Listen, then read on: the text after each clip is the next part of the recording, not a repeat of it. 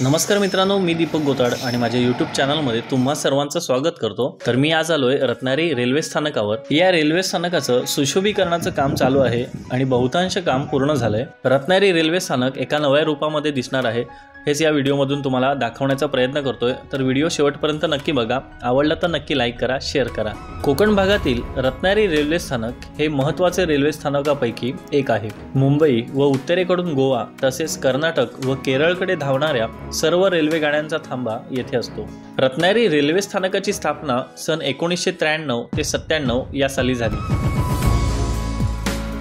मित्रांनो, समोर बघता हे सुरुवातीला आपलं रत्नागिरीचं रेल्वे स्थानक होतं आणि आता सुशोभीकरणानंतर हे रेल्वे स्थानक विमानतळासारखं भव्य दिसत आहे। राज्याच्या सार्वजनिक बांधकाम विभागाने सुशोभीकरण केलेल्या रत्नागिरी रेल्वे स्थानकाचे लोकार्पण सोहळा सार्वजनिक बांधकाम विभागाचे मंत्री श्री रवींद्र चव्हाण व उद्योग मंत्री श्री उदय सामंत यांच्या उपस्थितीत पार पडले। त्याचबरोबर या जिल्ह्यातील खेड, चिपळूण, संगमेश्वर आणि राजापूर या अन्य रेल्वे स्थानकांचे लोकार्पण दूरदृष्टी प्रणालीने करण्यात आले।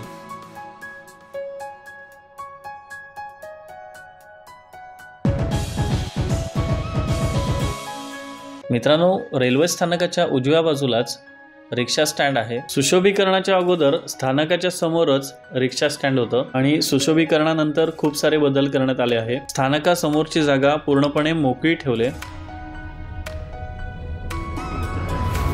तसेच स्थानकाच्या डाव्या बाजूला 2 व्हीलर 4 व्हीलर अशा गाड्यांची पार्किंग करू शकतो।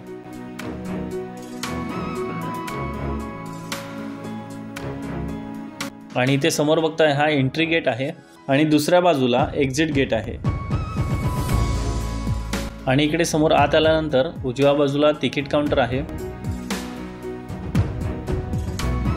तिकीट काउंटरच्या इथून पुढे आल्यानंतर आपल्याला स्वच्छतागृह दिसतो आणि मित्रांनो, या साईडला कॅन्टीन आहे, तिथे तुम्ही चहा, कॉफी, नाश्ता आणि जेवण करू शकता।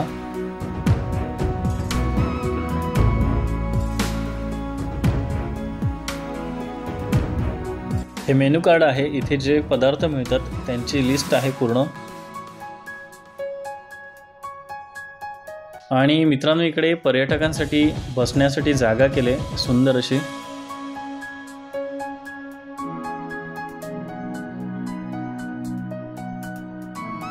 मित्रांनो, इकडे मधु दंडवते सरांची प्रतिमा आहे। आपल्या कोकण रेल्वेचे शिल्पकार म्हणून श्री दंडवते साहेबांना ओळखले जाते, कारण सह्याद्रीतून रेल्वे नेणं हे अशक्य वाटत होते आणि ती गोष्ट शक्य करून दाखवण्यामागील एक मोलाचे योगदान होते, ते म्हणजे माननीय मधु दंडवते सरांचं। आणि म्हणूनच कोकणातील प्रत्येक स्थानकावर मधु दंडवते सरांची प्रतिमा आपल्याला बघायला मिळते।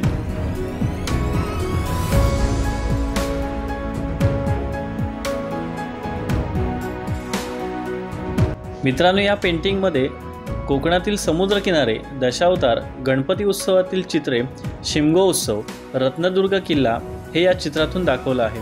म्हणजेच कोकणातील सण, उत्सव, परंपरा व पर्यटन स्थळे रेखाटलेली आहे। त्यानंतर बाहेर पडताना माझ्या गावातील स्वयंभू गणेश मंदिर आहे, त्यानंतर छत्रपती संभाजी महाराजांचा पुतळा आहे, मिरकरवाडा जेटी, कातळ शिल्प अशा पद्धतीने सुंदर अशी चित्रे रेखाटलेली आहे। आणि हे स्थानक रात्रीच्या वेळेला कशा पद्धतीने दिसतं हे तुम्हाला दाखवतो।